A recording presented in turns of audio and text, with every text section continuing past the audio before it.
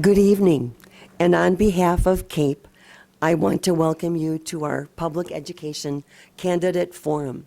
Citizen Advocates for Public Education is a nonpartisan advocacy group.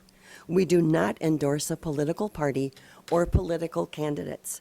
Our goal tonight is to provide you with information so you can make an informed decision before you go to the polls on November 6th. And whether you are in the room with us or watching us on Facebook Live, we welcome you to our event tonight.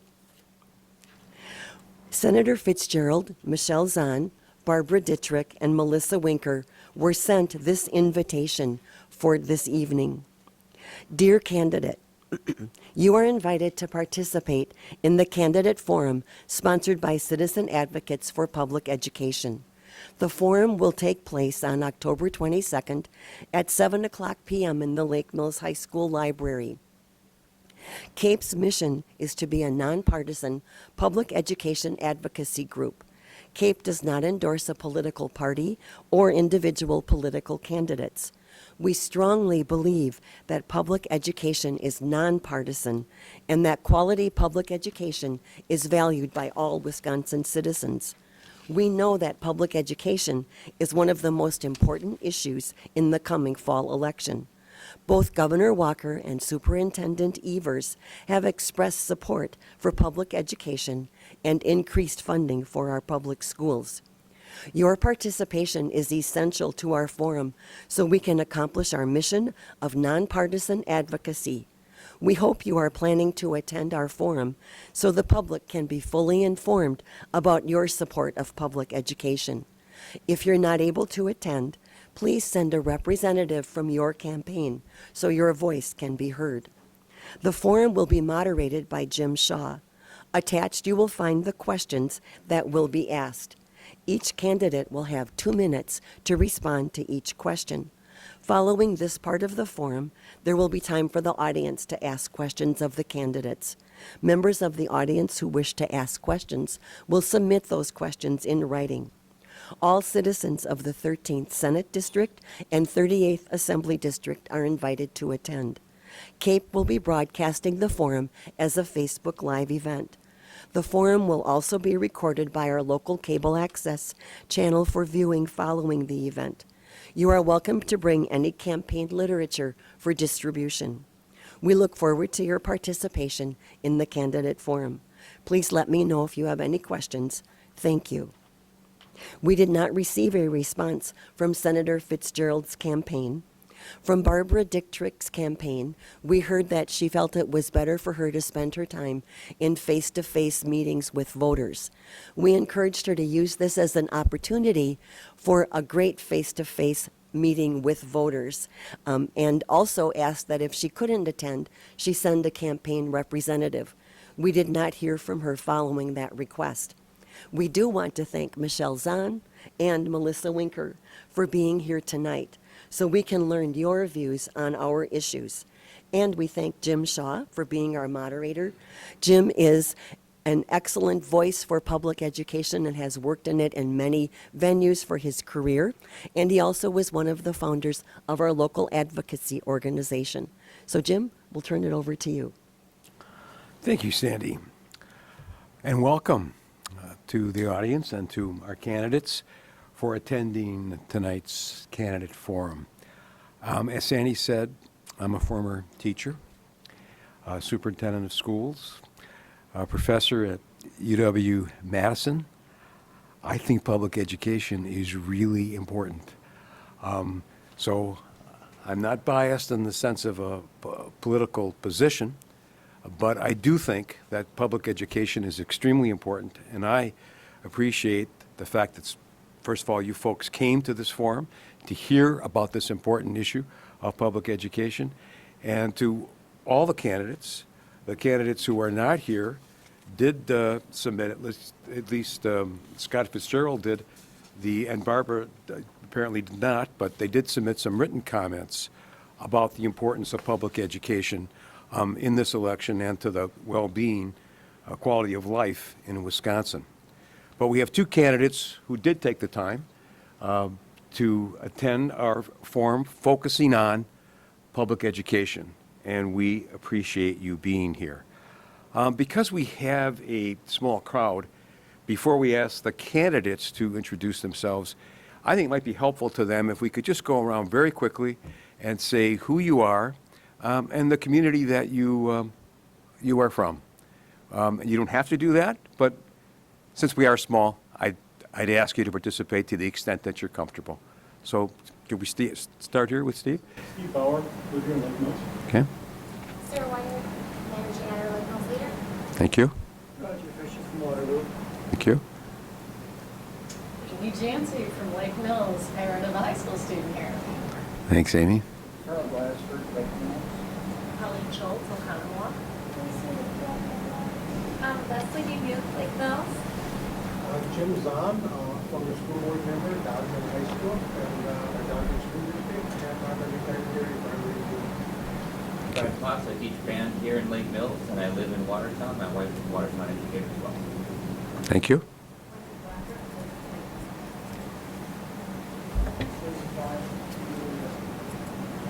Thank you. I live in Lake Mills, and I'm a special education para at the high school in the district. Thank you. Ed Morris, here in Lake Mills. Sandy Wilson, Lake Mills. I'm Amy Phillips, also Lake Mills. Jennifer Terry, teacher. Thanks, Laura, Lake Mills.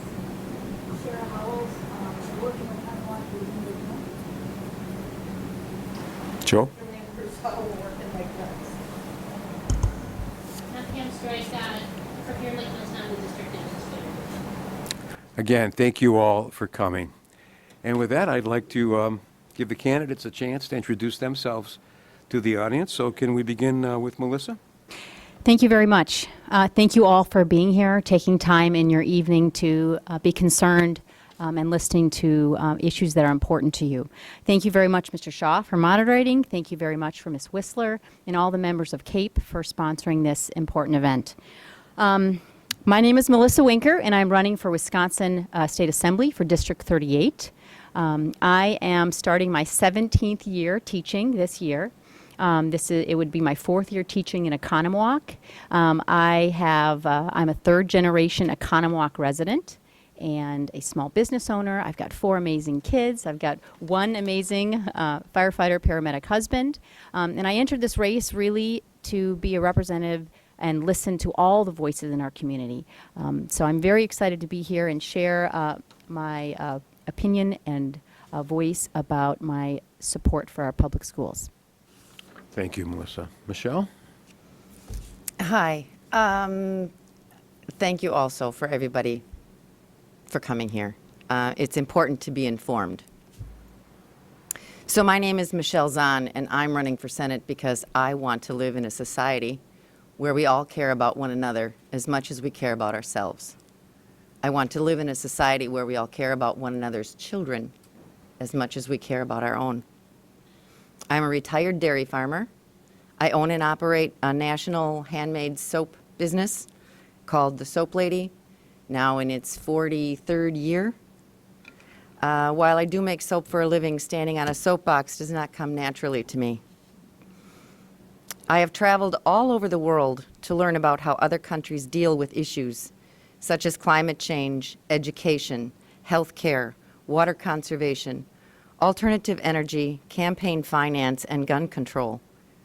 I can bring new to us ideas to the table. And by the way, I traveled all over the world with the UW-Madison Leadership Program. If it hadn't been for the UW-Madison, I would never have had that experience. But I'm tired.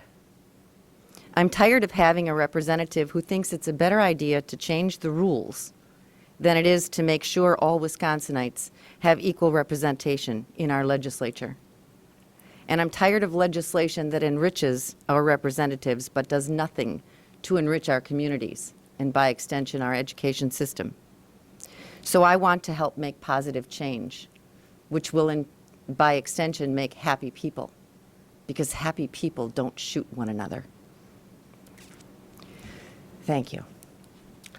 Thank you, Michelle. The structure of the forum is based around 7 questions. The candidates will have 3 minutes to respond to each of the 7 questions. Steve Bauer has agreed to do the timing, and he will hold up some signs to indicate when the end of the 3 minutes is approaching. After that, we will have time for questions from the audience. So we also ask for your participation and to submit your questions in writing to Sandy Whistler in the last part of the forum. So that's the structure of how we're going to work from here. Okay, so let me begin with the first question, and we'll start with Michelle this time. As a state legislator, what is your vision for Wisconsin K-12 public education? What are the strengths and weaknesses of Wisconsin public education, and how can it be improved? Okay, so I have a prepared answer here, and if you have questions after I answer, please ask.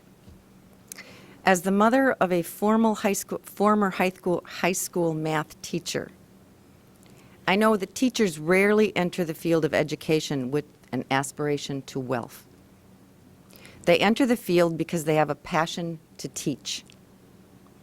With the passage of Act 10, my daughter noticed a distinct change in the way she was treated in that classroom.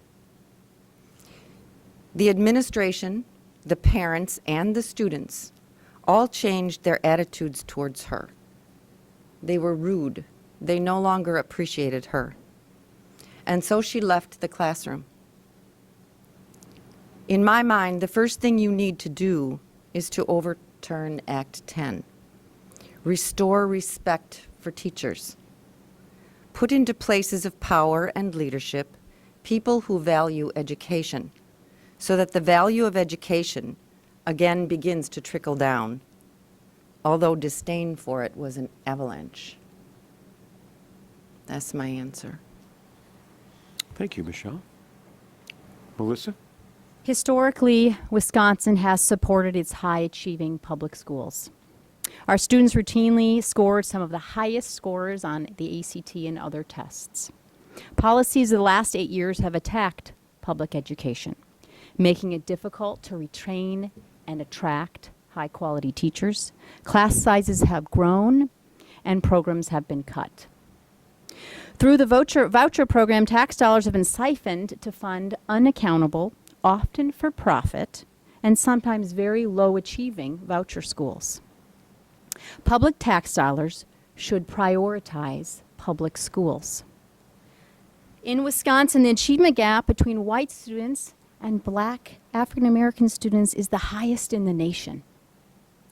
We should feel shame about this. Small class sizes, high-quality teachers, early education programs. It is proven that these programs, these ideas, will increase student achievement. This is a funding issue. We can't have small class sizes. We can't have small class sizes without teachers. We can't attract high-quality educators if we don't adequately compensate them for their work.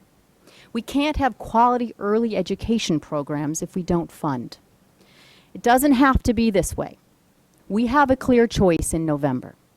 We can talk to our neighbors and our friends and our family about the direction we want the state to go in. I will always be a proud advocate of our public schools, our staff, and every student, every single child, and to receive a great quality education. Thank you, Melissa. The next questions are based on some research from the Wisconsin Public Education Network, and are asking questions about school finance and the state of public education. So if we could start with Melissa for question number 2. Since 2011, state support for public schools has been cut by $3.5 billion. That's from the initial cut in 2010-11. Even with the historic investments in the recent budget, when adjusted for inflation, state support for public schools is less than it was in 2008. Will you support increased funding to at least pre-2011 levels? I fully support restoring funding for public schools to pre-2000 levels and beyond. Education is what drives personal and economic growth. It is our best investment. Now more than ever, the role of high-quality K-12 public education in every district for all children is a matter of extreme community and state interest. Education is the most important factor to whether our residents have a chance to earn a living wage, engage as active citizens, and enjoy the full promise of an American dream. Public funding at the state level makes all the difference and should not be decided year after year through ballot questions. Reduced state funding has already begun to harm students. Our state has had problems retaining and attracting teachers. Class sizes are growing and learning programs have been eliminated. Teachers provide opportunities that change lives. From the teacher that mentors children from single-parent households becoming a big sister on the weekend, taking them camping and talking about life aspirations. From the teacher that organizes museum field trips to students who rarely have the opportunities to leave their hometown and envision opportunities they never thought possible. For the teacher that brings in extra apples and granola bars and allows children to come in before school because parents have tough work schedules. These are our kids, our neighbors' kids. They're worth the fight for the best education outcomes. Full funding for public education is a top priority of my campaign. Thank you. Okay. Michelle? So the answer to that question is yes. I believe that education is a public service.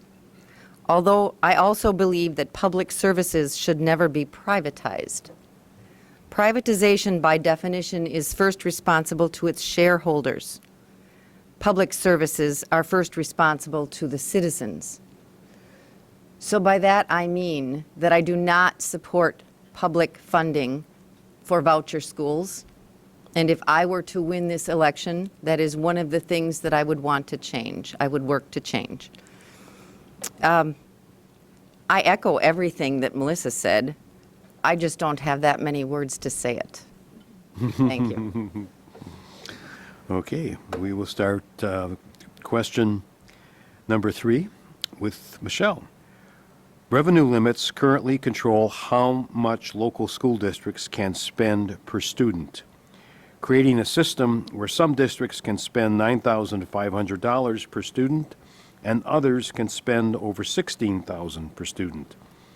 How will you ensure that all public schools are funded at a level that allows for equity across school districts?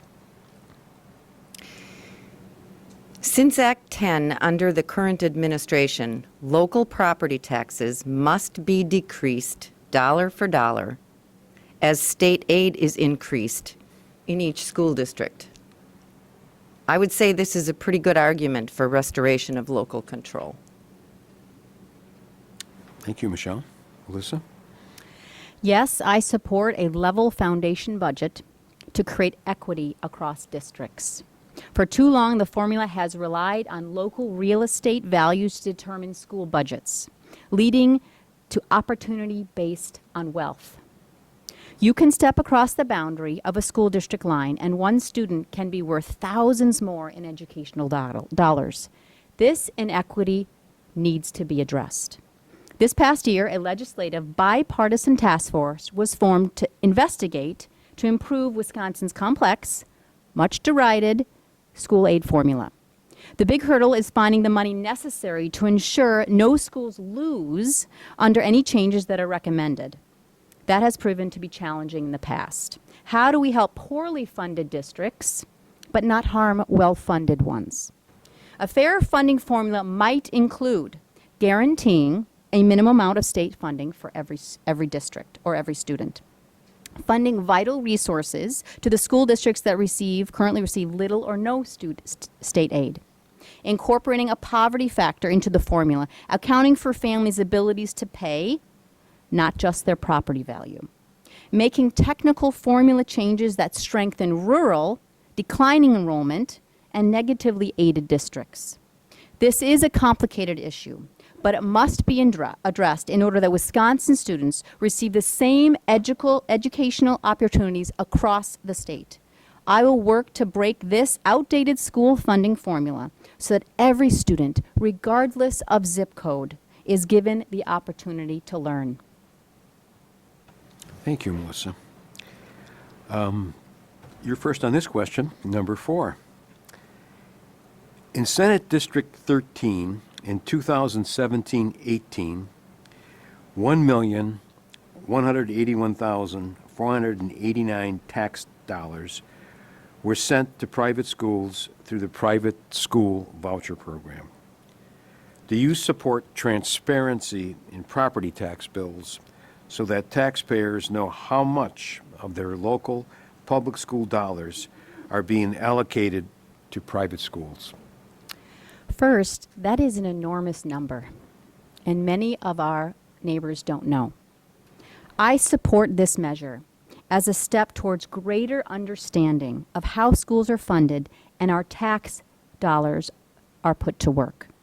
It will be needed that we must have an accompanied contextual and trend data information beyond on your tax bill. We would embed this into a larger strategy of transparency so that all taxpayers, even those without children, may have the tools to understand and appreciate the value of education and school funding. Local municipalities would be a key player in collaborating to make sure this information sharing model works for our community. Thank you, Melissa. Michelle? Once again, she has a whole heck of a lot more words than I have. The answer to that question is yes.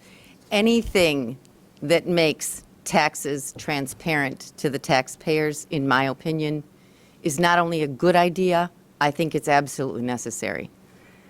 I know where all the dollars in my house go. I know how they are spent, which helps me to make responsible decisions. I think we as taxpayers should know where every single one of our taxes goes, not only property taxes, but also income tax, whether it be federal or state. We are entitled to know how our government is spending our money. So the answer is yes. Thanks, Michelle. And then you're first on question number 5. The private school voucher program is set to expand with little accountability for student achievement and no transparency for how public tax dollars are spent. Do you support freezing the private school voucher program at current levels of funding and enrollment? How will you hold schools receiving taxpayer dollars accountable? I do not support freezing the vouchers. I support getting rid of them. I don't think the voucher program has proven itself to be useful, helpful, or successful in any way. I have read about more voucher schools taking the money and then closing than I have about, quite frankly, I have not read about a single voucher school that was successful. We as taxpayers cannot afford to support 2 separate systems of education. We as taxpayers, I feel, should be supporting only one system of public education, period. So if I win this election, I will do whatever I can to make sure our tax dollars do not go to voucher schools. That's my answer. Thank you, Michelle. Melissa? Voucher schools should be held to the same standards as our public institutions, and they should be accountable for the education that they offer. Any institution that uses public funds should obviously be held to equal standards of performance and transparency. There is no excuse for a private or religious school to take public funding and then student vouchers to be anything less than fully accountable. Voucher schools should have the same rigorous testing and standards, the same enrollment requirements to accept students without regard to ability or difference, the same reporting requirements with consequences for underperformance, and the student funding should follow the student. If the student decides to move schools in the middle of the year, currently, If a child starts at a voucher school and changes their mind after the student count day to attend a public school, the funds stay with the voucher school, and the public school is required to educate without any additional funds. Without these public safeguards, students are at risk, and the taxpayer is cheated. The voucher school system has put our public school system at risk. We need to address our public school funding before any additional public tax dollars are invested into a private school system. Thank you, Melissa. And you get the first chance at question 6. Next to the economic status of students, the poverty of students, teacher quality is the most important factor in student achievement. What can the state or local districts do to attract and retain high-quality teachers in all public schools? And I could add here public schools that serve our poor children as well, including high-poverty rural and urban schools. I've seen firsthand what happens when the teaching profession is devalued and disrespected. Almost 20 years ago, I was an excited college student with a class of 20 at UW-Madison, learning to be a teacher. When I taught as an adjunct lecturer 5 years ago, there were only 6 in the same certification class. We have seen a dramatic drop in college students entering the teaching profession. We have seen increased teacher loss and shortened tenure. 2 years ago, a library position was open in my district, and no one applied. We must return respect to our teachers, adequately compensate them for their work, and emphasize that their professional career is worth the investment. Addressing the inequalities in the school funding formula is one step towards addressing the need of rural and urban school districts. The state of Wisconsin could create an incentive program that would reimburse teachers for a percentage of their student loans in exchange for teaching in these Wisconsin districts for a certain number of years. Teachers would be more willing to take a position in these cities and towns where they grew up if they could afford to do so. Thank you, Melissa. Michelle? I echo everything that Melissa said, and it goes back to my first answer to the very first question. If you're a young person who lives in the state of Wisconsin today, I highly doubt that you would be looking at teaching as something that you would want to do, because we have people in positions of power and leadership who belittle it. And it has gone through society. We as a society have to go back to the place where we respect teachers. Respect my daughter, who is a board-certified math teacher, for Pete's sake. A board-certified math teacher who left the classroom because of lack of respect for her and her education. Like I said in the first place, Sarah did not get into the field of teaching because she thought it would make her rich. She got into the field of teaching because she had a passion for teaching. And our state leaders took that away. I think the way to change that is to elect leaders who will restore that respect. Thank you, Michelle. And you get the first response to the last question, question 7.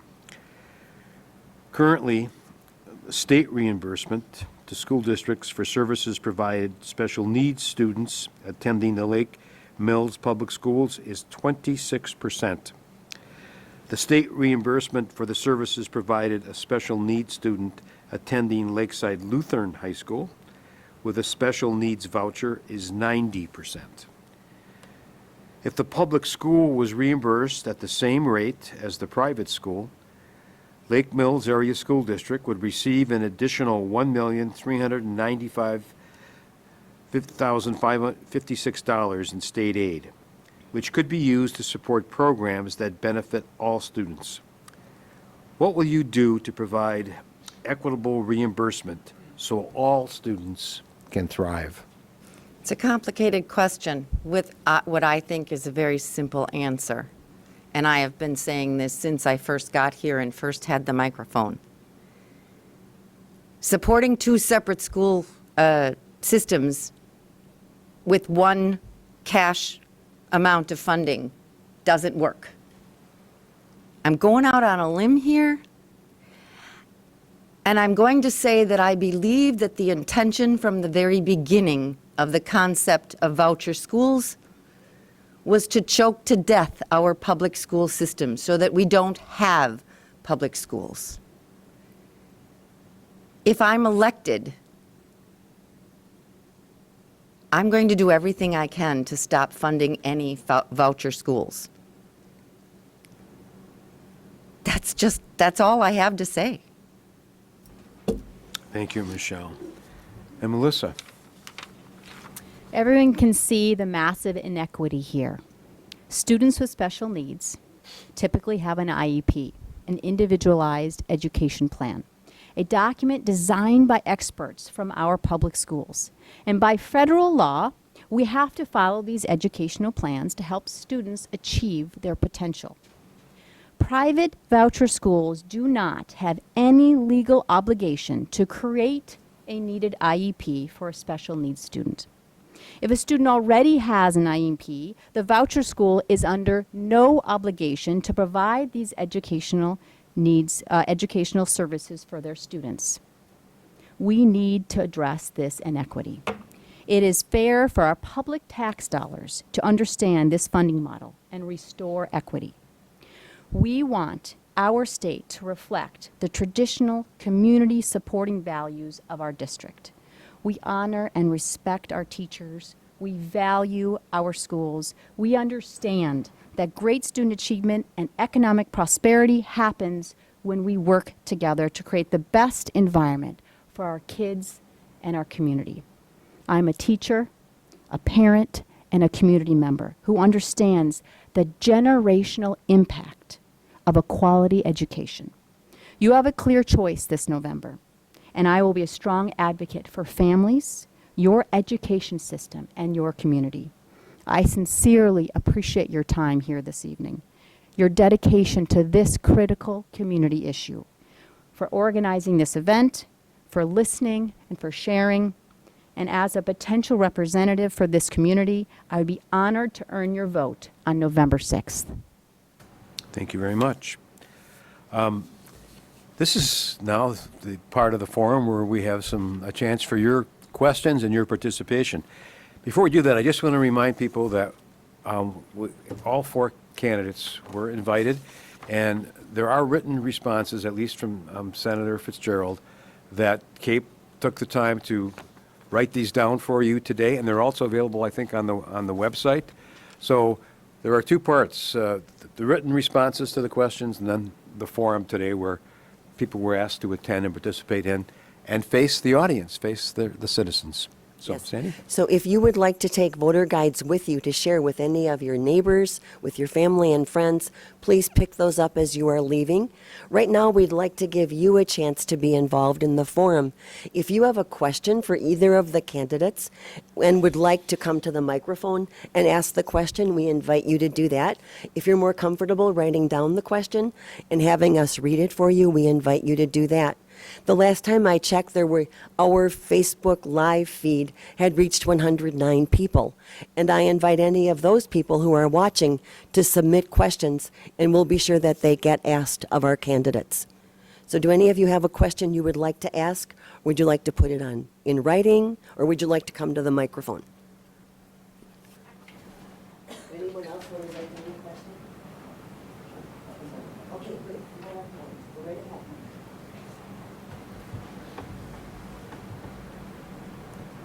Good evening. Whoops, this is made for a tall person. Carl Glassert here again. And way back in 1953, I had opportunity in 6th grade to answer a question this teacher put to us: would we like to go to conservation camp for a week? And this teacher had this idea in mind and talked with the other 6th grade teacher, and we all overwhelmingly voted to go.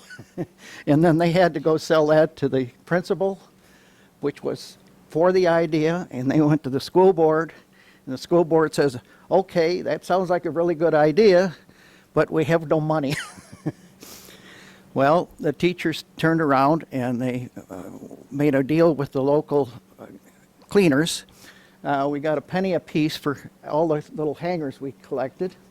And we collected newspapers and bundled them up. And both of them filled that classroom, one whole side of it. So we made our financial goal. And that camp was really outstanding for us. We went to an old CCC facility, and we studied things like, at the time, conservation plowing. You never hear about that as an issue anymore, but that needed doing in that time because we were losing a lot of soil off the top. We learned about fisheries, and we learned a lot of other important ideas at that time. I'm wondering if the candidates would be open to this if it's prohibited by state law. Now, Plymouth, Michigan is still doing that today. They still have that as an option if the teacher wants to pursue that. But it set a lifelong aim for me to work on conservation projects. So a question about conservation projects in public schools and promoting conservation projects as a way to teach students about the environment. I think it's extremely important that we use our public school system to talk about things like conservation. I also think it's extremely important that we use our public schools to talk about things like climate change. We have a government in the state of Wisconsin that has prohibited the term climate change from any state website. This alone, in my opinion, can you hear the passion here, is a reason for more people to start voting Democratic. If there is no other issue, education is extremely important to me. But you know something? If we don't deal with climate change, education doesn't matter. Thanks, Michelle. Melissa?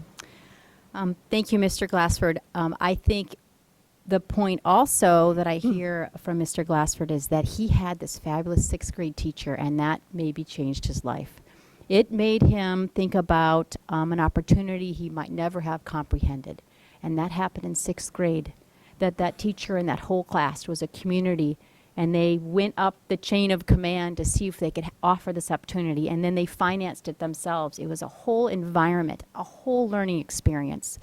And oftentimes in our current system, we're pressured now with testing and this rigorous reading and math, that it squeezes out these kinds of opportunities that changes kids' lives, where you have the opportunity to foster learning and group work and growth from a teacher who has the freedom to make some educational choices. So I fully support opportunities like this. And I also really want to emphasize that I think the science and reading and the arts are so critical to whole child learning. So really keeping that in mind, and these conservation opportunities are really critical in the growth of our children. So I would fully support efforts to emphasize that in childhood learning.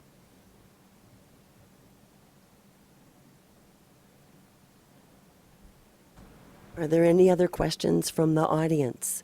Then we wanted to give you another opportunity to participate. Jim, do you want to explain what we were going to invite people to do? Sure. I mean, as we said, questions, concerns, perhaps your immediate concerns about public education. I think this is supposed to be a forum where you hear the views of the candidates, but I think we have enough time here for the candidates to hear your views about your concerns about public education or your aspirations for public education. And I know we have the superintendent back here too. I think we should invite her eventually to also make a comment about your concerns as the leader of Lake Mills Public Schools. So we can save that for later, Pam, but let's have a citizen step up here first. Hi there again, Brad Klotz. And in 2012, the statewide voucher expansion was proposed. and I attended a school board meeting in Watertown that Senator Fitzgerald attended along with Representative Jagler. And at that time, I expressed my opposition to voucher expansion, and I asked Senator Fitzgerald, I was one of 3 people allowed to speak at that meeting, and for their public outcome, or public, the public discourse that they provided, which was not as good as this. So thank you very much for this opportunity. So I asked him, how will Watertown schools survive if passed? And he said, oh, Watertown schools will do just fine. And now, 2018, according to DPI, Lake Mills has lost just in the 17-18 budget $57,232 to vouchers, and Watertown has lost a whopping $497,313. They're going to referendum not for expansion of their school, but for operational costs. And if they fail to pass that referendum, they will need to cut $4 million from their budget. And I wanted to ask Senator Fitzgerald if this was the desired outcome when he said Watertown schools will do just fine, but and then if elected, what I would ask the candidates, what will you do to save our schools if elected? But you two have both said very eloquently what you will do if elected to save our schools, and I wish. I guess we just don't know what Senator Fitzgerald or Barb Dittrich would do. So thank you for being here. You're welcome. Thank you for the question. Maybe the candidates, you want to add anything to your earlier responses about, I think what the audience I'd ever like did- to repeat that I firmly believe that the plan is to choke our public schools to death. I had an opportunity to learn about the education system in Chile. Is there anyone here who has ever been there? Let me tell you a little something about what happens when you have only private schools. The plan might have been originally that everybody gets to go, but when there's no public school to choose, then the private schools can decide that only those who can afford to pay go. So I'm going to go out on a limb again. I do not want to be surrounded by morons. I want every single child in the state of Wisconsin, and preferably in the entire nation, and by extension, because my world is the globe, every single child should be entitled to a free public education. And the only way we can absolutely assure that is to end the voucher program. Thanks, Michelle. Melissa, did you care to add anything? I wish that Scott Fitzgerald and Barb Dietrich would have been here to answer and support their reasons or opinions on public education funding and the voucher school model. But they're not. I would like to echo the sentiments of Mr. Brad Platts. I hope I said your last name correctly. It is unfortunate that the state of Wisconsin and their schools across our state have to go to operational budget referendums. And it's happening now every few years, 2 to 3 years. So the sentiment, again, is we need to support and prioritize our public schools. Thank you. Just a little addition there about the referendums. I do believe our legislature passed some kind of law limiting the number of referendums that school districts can bring to question. So if the referendum in Watertown fails, they can't bring that back for what, 2 years? I believe it's 2 years. So I go back to sticking my neck out there. If you don't think the plan is to choke public schools to death, please think again. Thank you. Other comments, concerns from citizens? Pam? Superintendent? Pam Strike? Good evening. Thanks so much for coming this evening. So Dr. Shaw asked me earlier, so what's your concern? What's rumbling around? What keeps me awake at night? So you've been very eloquent and addressed school finance. Of course, that's our concern, school finance and all the things that go with it. But I want to kind of broaden that and say, first of all, we have a fantastic staff in Lake Mills School District. I am so incredibly proud of each one of them, and a lot of them are here this evening. We have great kids and we have great community support. This is a really, really good place. But there is an issue that I think we need to really talk about very publicly, and that's how our kids are feeling. And, excuse me, I've got the voice of Sandy Whistler. I truly believe that kids are the barometer of society. And when our kids are struggling, it's a sign that something's not working. And I think the thing that's not working is that families across Wisconsin are stressed. People are stressed. People are spread thin. People are employed. There's a great unemployment rate, but they're underemployed. People are struggling with finances, diverse schedules, 2 people probably in the household trying to make ends meet. And kids reflect that. And how that plays out in the classroom is maybe in behavior, maybe in things that we call mental health issues. And, it comes across on notes from doctors about issues of anxiety or depression or bipolar or things like that. But I think in a bigger picture, it's a really stressed society and kids feeling stressed. And then to kind of magnify that, we have these, it seems to be okay to be uncivil to each other, to talk about the kind of, use the kind of discourse that you guys have mentioned tonight, the things, the messages that are coming out about who to respect and why to respect them, and teachers don't need to be respected for some reasons. I don't feel that teacher for respect issue. I think we're resolving that here in Lake Mills a little bit. But it's a whole society, it's a flavor, it's a feeling that I think all of us are experiencing. And so you couple that with a system that has limited finances. And so our wonderful, wonderful teachers, with the best intentions to care for all kids, are faced with kids who have greater struggles than ever before, for whatever reason. I believe it's a societal thing. But yet we don't have the resources to address those issues because of all of the issues you talked tonight about school finance. So when you ask about what I'm thinking about, it's even broader than just school finance. It's, how do we bring the great state of Wisconsin back into a balance where people feel good about things. Kids feel good, teachers feel good, parents feel good.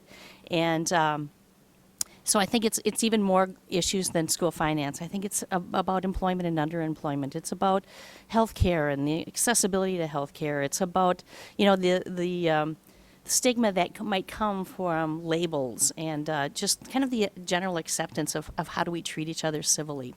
So anyway, that's what rumbles around in my brain late at night. So thanks for letting me share that. Thank you, Superintendent Strike, for sharing your concerns. Any response from Melissa? Well, I would like to echo that in our district, we also have amazing staff. Some of the best people in the world are teachers. Obviously, they're great teachers. I mean, when I walk through the halls, there's such compassion and kindness. And they just embrace these kids of all abilities and energy levels. But I feel that teachers are stressed too. And I do feel that we have some great economic things going on in our state and our country, but we have increased poverty levels for our kids. And we see that when we look at those charts about stagnant wage growth.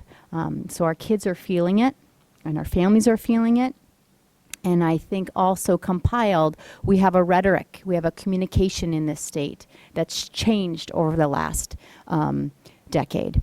My husband and I were talking when he was growing up. He remembers on the Wisconsin sign, when you entered into the state, it said you're among friends. We were going to Google it. I don't know if it was just a feeling he had or it actually said that.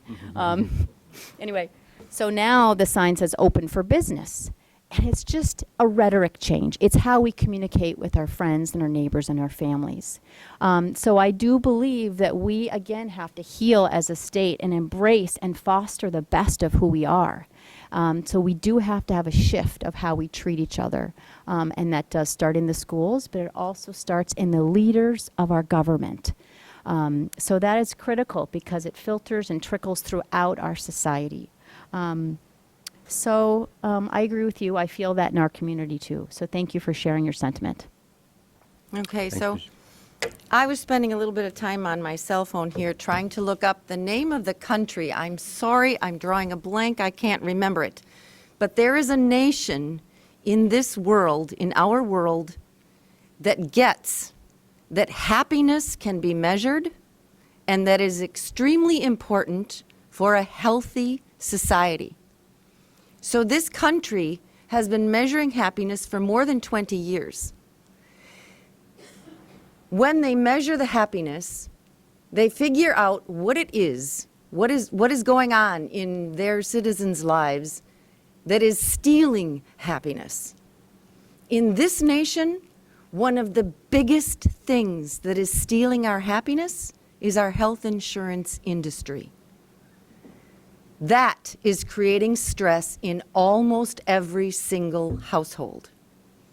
As a representative, if I were elected, one of the first things, besides addressing climate change, one of the first things that I'd like to do is establish universal health care, if not for the entire nation, at least for Wisconsin.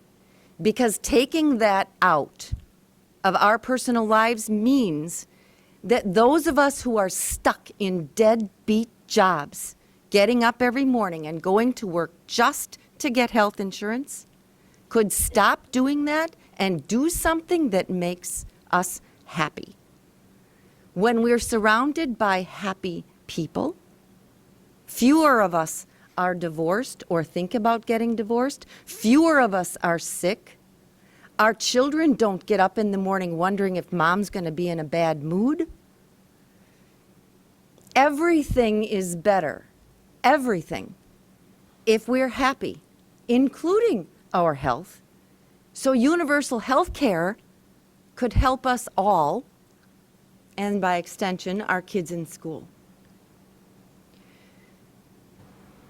That said, another thing that could make us happy is to have leaders who don't think that divide and conquer is a good idea.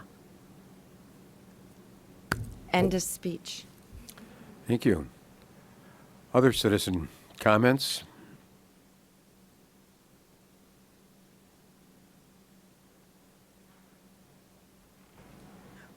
I think it's always good to end early, and if there are no further comments or questions, we invite you to stick around. If you would like to talk further with the candidates, I'm sure they would be happy to speak with you. We have some resources. If you would like one of our I Love Our Public Schools and Vote, we'd be happy to give one to you. They're $5. If you would like one of our t-shirts, a $10 donation would be appreciated. Both of these come from the Wisconsin Public Education Network. I'd like to specifically thank Michelle and Melissa and Jim for taking the time to be here tonight and to be part of our panel. And I look forward to all of you voting on November 6th. So thank you very much for coming and for being part of our forum.